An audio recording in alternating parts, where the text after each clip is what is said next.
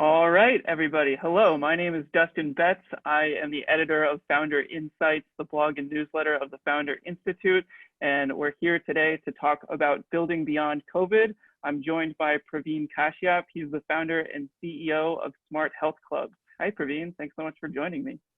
Hello, Dustin. Thank you for the invite and happy to be here. Yeah, so before we kind of dive in and start talking about your startup, Smart Health Clubs, I'd like to hear just a little bit about yourself, professional, personal experiences. What was it that led you to founding this health and fitness clubs technology company? Sure, love to do that. So I am an engineer. I have done variety of different things in the past, including working at Samsung and prior to that at Motorola. I finished my PhD in computer science way back when, and since then I've been at these companies. I've led software R&D teams. So my team and I, we built the first Samsung Smart TV back in 2010, 9-10 time period. And then in 2015, I got excited about Fitbit, that they had come out with a pedometer at that time. I got excited about that, what all it can do. And I wanted to build something similar for weight training. I've been interested in doing that for a period of time, actually even before that. And I looked around for a device that would help me with weight training. There wasn't anything that I could find in the market. So I decided to build one. I'm also an inventor. I have 20 plus patents right now. So I built a workout tracker that would automatically measure the number of sets, number of reps, the weight that you're lifting, and put all of that information in an app. Now, I was obviously very excited about that. Went and spoke with Mike Alpert. He is the CEO at the Claremont Club. They're the largest single location club here in California. And he said, great idea. This is the next generation technology that the fitness industry has been looking for. However, I have a problem right now that I need your help in solving. So he said that my members right now are, they're using 3 different apps for doing variety of things at the club. And if you can build me one app that does everything that these 3 apps do, then not only I'll use your technology, but also replace all the others that I have. So we essentially pivoted at that time from building what would be the next generation technology, which was the workout tracker, to doing something that the clubs need right now. So starting 2017 is when we had this, when we flipped or when we pivoted. And what the clubs were looking for, or what Mike Alpert was looking for, he is a visionary in this industry, in the fitness training, in the fitness industry. Been there, part of it for the last 30 years and more, Rand's Club and all that. So what he was looking for is his vision really was probably not the best suited for a startup. He wanted this for us to be able to do, or a product that will do everything that the members would need. So it's not only doing a calendar, for example, but be able to show all the information that they have at the club, be able to sell all of the services, be able to provide all the information that the club needs from an app. Along with that is be able to do nutrition training or nutrition planning for the members, fitness training, be able to create plans for members as well. So when you put it all together, it becomes he has the right vision, but for a startup, it was a challenge. It took us multiple years to actually build it out. But one of the advantages that we had, because building it out, we started out with a very wide vision. So we built things that the design was such, and the architecture of our product was such that we were able to, we built it for essentially a lot of things, or if at that time it was most everything that the clubs need. So it took us a time, but after we have built it, we have been now through COVID crisis, we actually have taken advantage of that by easily adding other things to it. So that is kind Awesome. of a story of who I am, what we have done, why the company, and where we are right now. Great. Yeah, that's really awesome. I love that high level kind of story, because I was going to ask you kind of, to give us your sort of elevator pitch, but talking about basically, the smart weight tracking, the IoT kind of device that you built first, and then how you took it to the customer, and basically, they wanted you to build this more unified kind of platform that's called, that kind of, it tells a much better story of kind of like how you got from where you were to where you are today. So that's awesome. I want to dive into a question about basically pre-MVP. I thought it was really interesting, all the patents that you said you had. I didn't know that about you. And so I really want to ask you about, like, in the earliest stages of a founder, before they have their MVP, before they've really launched a product. I mean, maybe you can speak to it more generally, because you've talked about the challenges that you faced with taking the weight tracker, the smart weight device, and then basically broadening what your offering was to fit a whole need for like this sector. But from your experience, pre-MVP, what are big challenges that you see founders face with launching first products, and maybe best practices from your standpoint as an inventor in getting the first product or building that MVP? Yeah. So from my perspective, I can talk about the mistakes I made and the things that I think founders should try to avoid moving forward. So the big mistakes, one is having the big vision. Yeah, I think it's a great idea, but it's going to take a long time before you can achieve it. Second big mistake that I ended up making is I've done a few different things, as I talked to you about earlier on, but mostly in technology. And it is, I worked at Samsung, did smart TVs there. Prior to that, it was set-top boxes and wireless controllers and such, and designing chips at Motorola. So I was excited about fitness training, but I knew nothing about it. When I started out, I knew no one at the club. I did not know what the needs were. I did not, I go to a fitness club, but that doesn't make me an expert in the fitness industry. So not knowing about the fitness industry at all, or the startup, the area that you want, the domain that you want to pick, I think it is a good idea to know some things about it before you start. Otherwise, you end up paying the price like I did, starting out something that was exciting for me, but there wasn't, at that time at least, there wasn't a need for it. And the needs are, as I started talking to Mike Alpert and through him, now I know pretty much at least all the major players in the industry. So it took me a while to get to that point. It's taken several years to get to that point. And most startups don't really have that much time. In some ways, I was able to do that, a variety of different things that I ended up doing.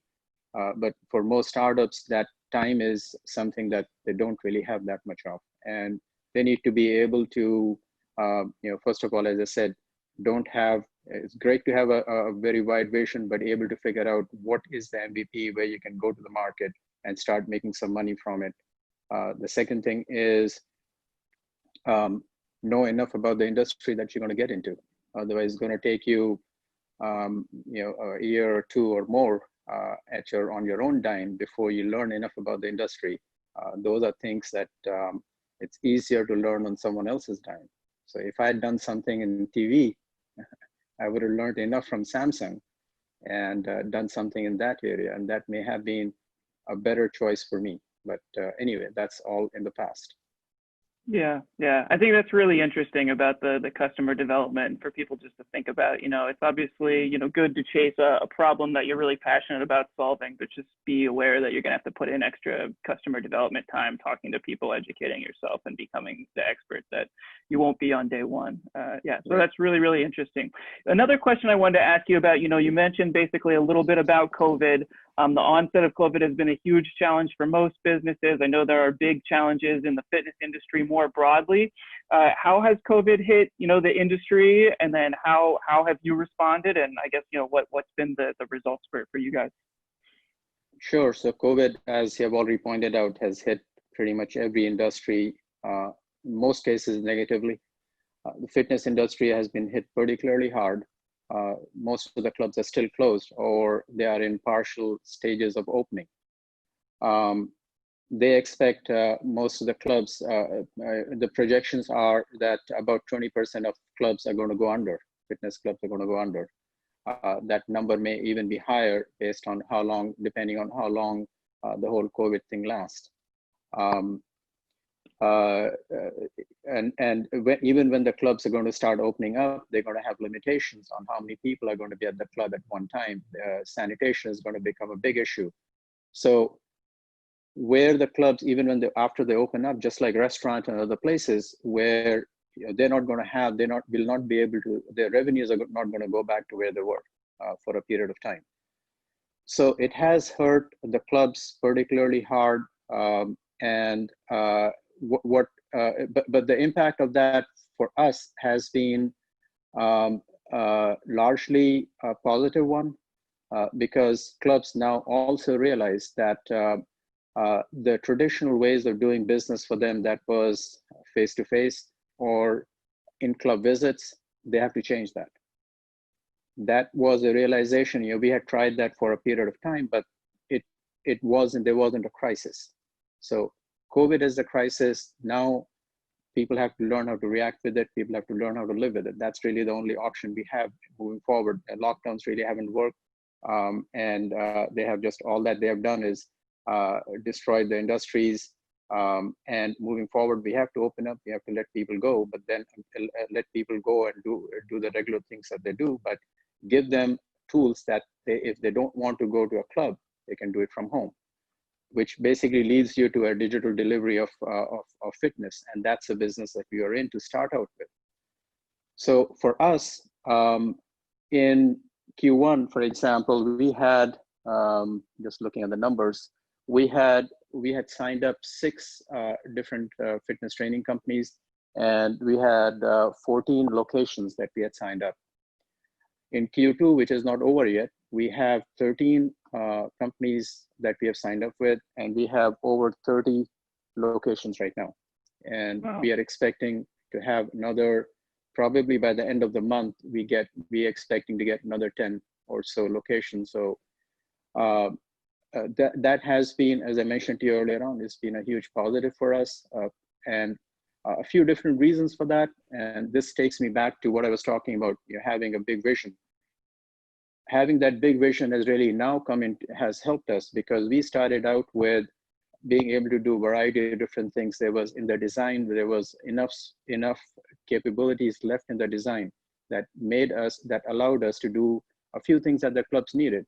One thing that the clubs need is virtual delivery of content, classes through Zoom and all these. So the clubs could do that, through Zoom or Facebook Live. They're doing it right now. But the thing that they did not have is, how do I schedule a class on the calendar so the member knows about it.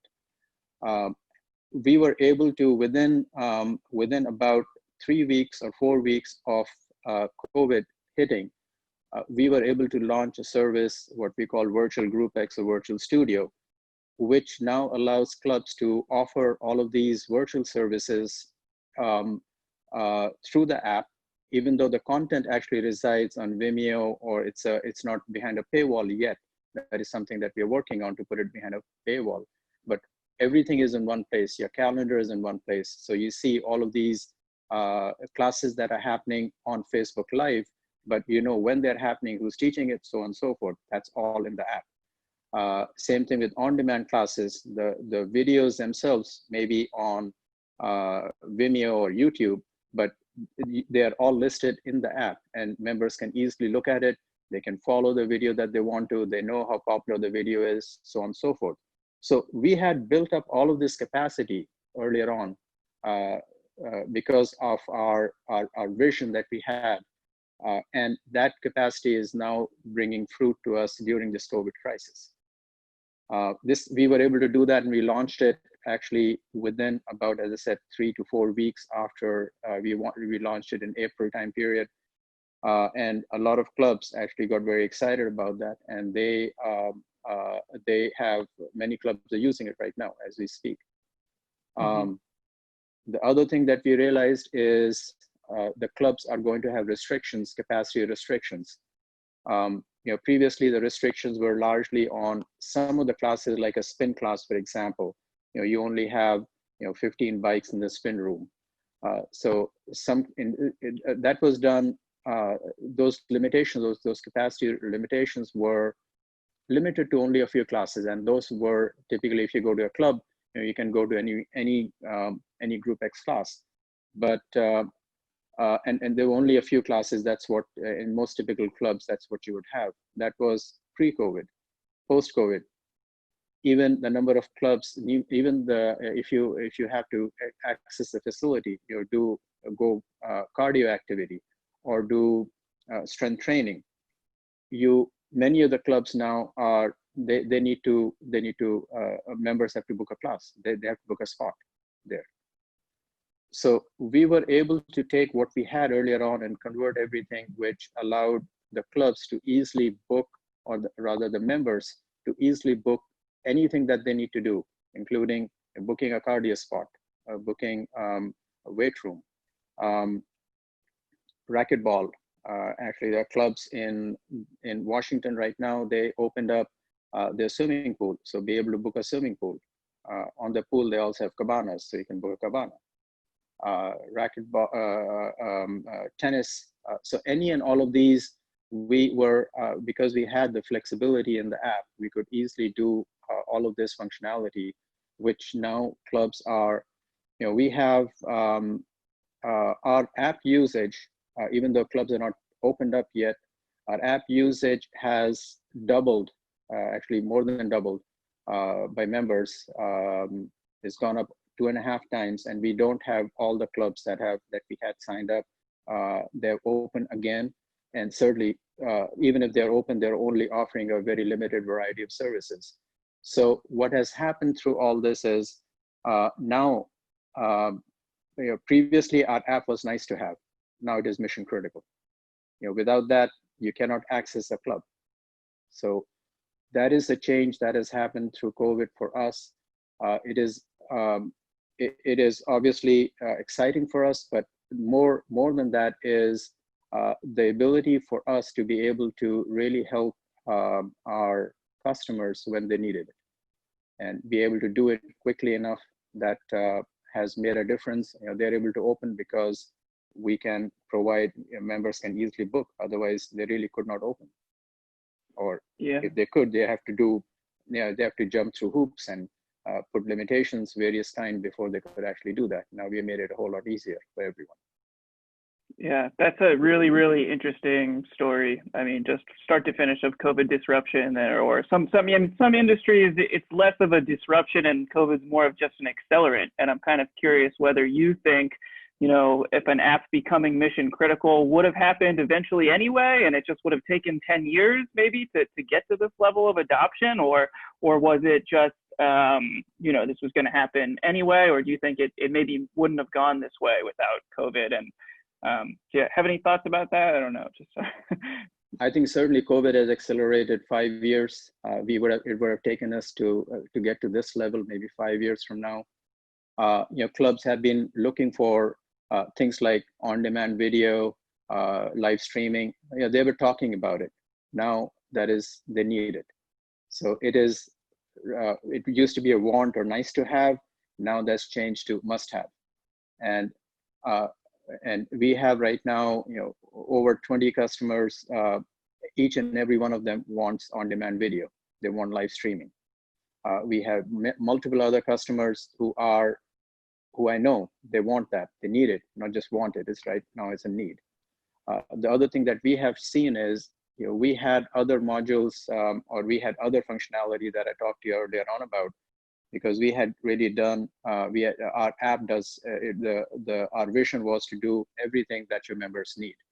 So we had functionality that would for fitness, for nutrition planning, nutrition counseling, nutrition planning, fitness training and planning. We had all those things in the app, and there were few clubs that were using it. But now what we have seen is pretty much every second club that we talk to, they want it, and they're going to start using it as well, because they realize that they have to make their services, the clubs realize they have to make their services available virtually. Otherwise, this COVID thing is not going away anytime soon. And even when it goes away, once you get used to, because members, in my mind, members always needed this. It was the clubs that did not provide that functionality. If you look at it, would you go back to pre-Amazon days where you could not order anything? You could obviously go to a grocery store, right? That you could do anytime. But after Amazon came in and they disrupted the whole business, would people go back to grocery stores or wherever they purchase stuff from, physical stores? The answer to that is no.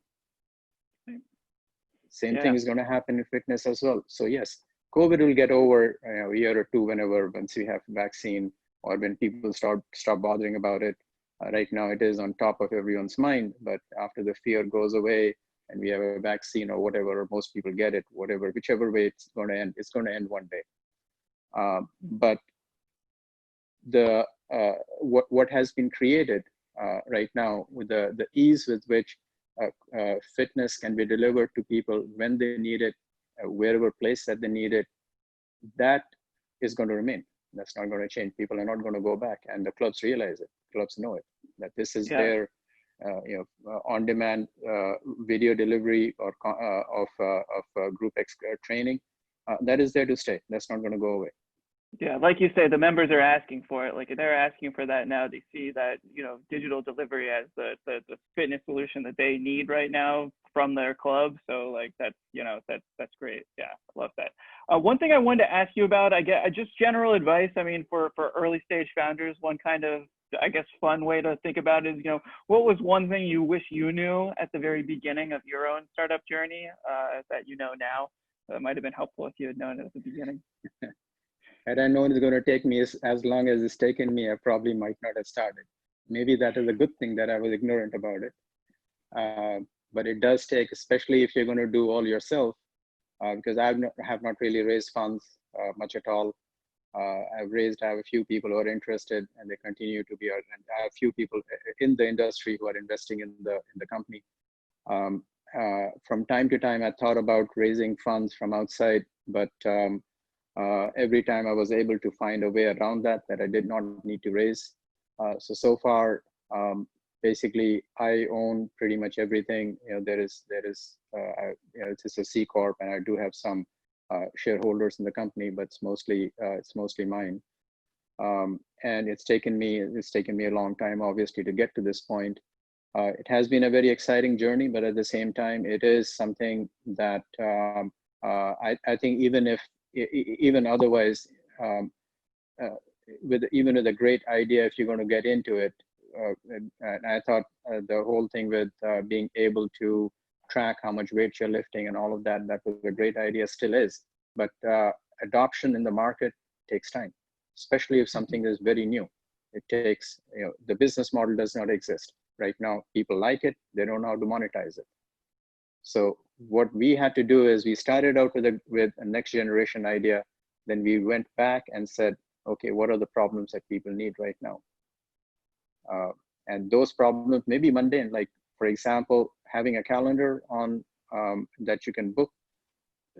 That's not new, but doing it right, making it easy, and having it out there in time for people to actually take advantage of it, like what has happened in COVID. I think those are all the new things that we have seen. Yeah, I think that's some sage wisdom. I don't think, just being really honest about how much work it takes is bad for founders to hear. Like you really should, hear that up front, be very aware of it going into it. So yeah, appreciate that. One kind of question, I think we've touched a lot on, changes that the fitness and health club industry is going under. Is there anything I forgot to ask you about, kind of a topic, something emerging in the digital fitness industry that you're watching, anything like that, or something I forgot to ask you about you wanted to talk about? I think there is going to be already is, and there's going to be even acceleration towards being able to um, provide wellness outside, and wellness is more than just fitness, as you know.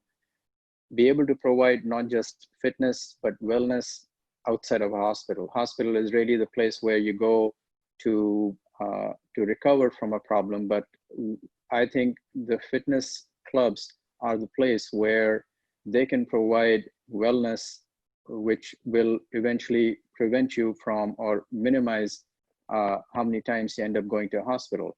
And I think that through COVID, if there are going to be behavior changes or habit changes, hopefully one of the good ones is going to be that we all are much more careful about our own health, because what we have seen through this, and we'll continue to see, it is people who have, not everyone is dying through this. People who are healthy generally survive. They may have a bad COVID case, but the people who are really, who are dying with this or are having extended stays are either the elderly or people who have other risk factors, high risk factors. And many of these risk factors are really, I think they are your choices that you make. Being unhealthy, being obese is a choice. It's not really something that you cannot control. So I hope that the good thing that comes out of all this is that people realize that there are many choices that they make about their lives that is going to have an impact upon their mortality, and especially with COVID for the next year or two, till the time we have a vaccine or whatever will fix this problem. This choice is very real, and people, what they get out of this is, yes, they cannot go to the health club. There are challenges there, but do they need wellness services? Is that need of wellness services or fitness services, has that gone away? I think that's only increased through this. So I see that long term, and I hope that more people think about that, their need for wellness and fitness really has, as I said, I think is only increased, and they need to go find that from either their next door fitness club or from wherever they can, because this is going to be important for us moving forward.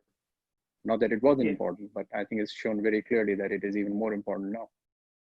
Yeah, I think you're definitely right about that. It seems like, you go to the doctor or hospital, there's not that much preventative healthcare, especially with COVID. Like, people go there for when you're sick. And so wellness, it dovetails much more with, like, overall, like, with the idea of, it's called a health club for a reason. Like, it's not just fitness, it's like all the spectrums of wellness. And yeah, I totally agree with you that the convergence would happen very much, like, in this area.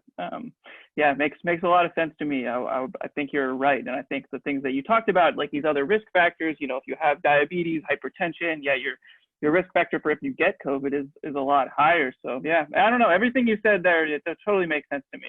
Love that. Okay, final question here. Yeah, to kind of wrap up with, is just for anybody who's watching live, anybody who watches the video afterwards that we'll put up and share around on social media, any hints that you want to drop about, where Smart Health Clubs is headed next, or just asks for our audience for them to check out, or anything like that? Yeah, come visit our website. Look at, if you are interested, we have some of the top leading clubs. They have come up with really great solutions. One is Oshner Fitness. They're in New Orleans. They have, their app is available on the App Store. Vida, they are a big chain. They have 6 locations in the Washington area. Another one is Mountainside. They have 18 locations in the Phoenix area. We have here in California, we have Claremont Club, single largest location. So they have very nice apps. Go ahead and check them out. And I think they have done, all of them have done a great job and in their app and be able to look at all the services and everything that they're providing. I think this is going to be, for some people, it's going to be somewhat of an eye-opener of what all that can be done.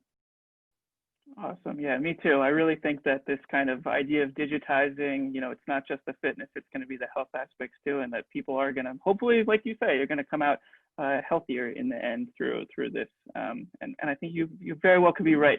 This has been really, really enlightening. We're definitely looking forward to, following your progress at Smart Health Clubs and keeping up with it. Want to say thank you again, Praveen, for joining me. Thanks so much. Thank you, Dustin. Bye-bye.